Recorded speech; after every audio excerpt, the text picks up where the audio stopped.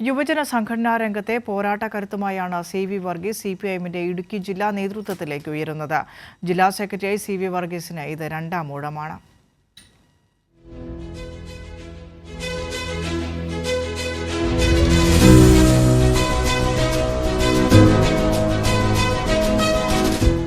കോൺഗ്രസ് ആഭിമുഖ്യമുള്ള യാഥാസ്ഥിക കുടുംബത്തിലാണ് CV വർഗീസിന്റെ ജനനം.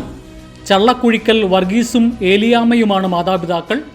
തങ്കമണിയിൽ ഉയർന്നു വന്ന കർഷക തൊഴിലാളി സമരങ്ങളാണ് CV വർഗീസിനെ ഇടതുപക്ഷ പ്രസ്ഥാനങ്ങളിലേക്ക് അടുപ്പിക്കുന്നത്. കർഷക സമരത്തിൽ പങ്കെടുത്ത കുട്ടിയമ്മ എന്ന കർഷക തൊഴിലാളി വനിതയെ ഉദയഗിരിയിൽ 2 കിലോമീറ്ററോളം ദൂരം പൂർണ്ണ നഗ്നയാക്കി നടത്തിയതുമായി ബന്ധപ്പെട്ട് ഉയർന്നു വന്ന സമരത്തിൽ പങ്കെടുത്തതോടെ വീട്ടിൽ നിന്ന് പുറത്താക്കി.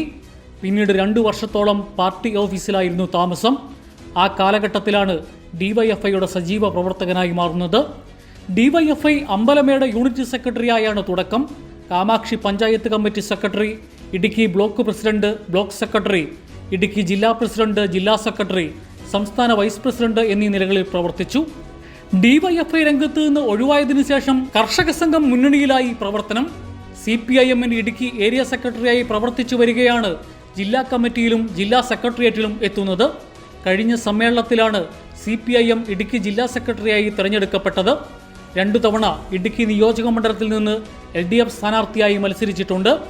യുവജന കർഷക സമര പോരാട്ടങ്ങളുടെ അനുഭവക്കരുത്തുമായി കടന്നുവന്ന ജനങ്ങളുടെ പ്രിയപ്പെട്ട CVയെ ഇടുക്കി ജില്ലയിലെ പാർട്ടിയെ നയിക്കാൻ CPIഎം ജില്ലാ സമ്മേളനം വീണ്ടും തെരഞ്ഞെടുത്തിരിക്കുകയാണ്.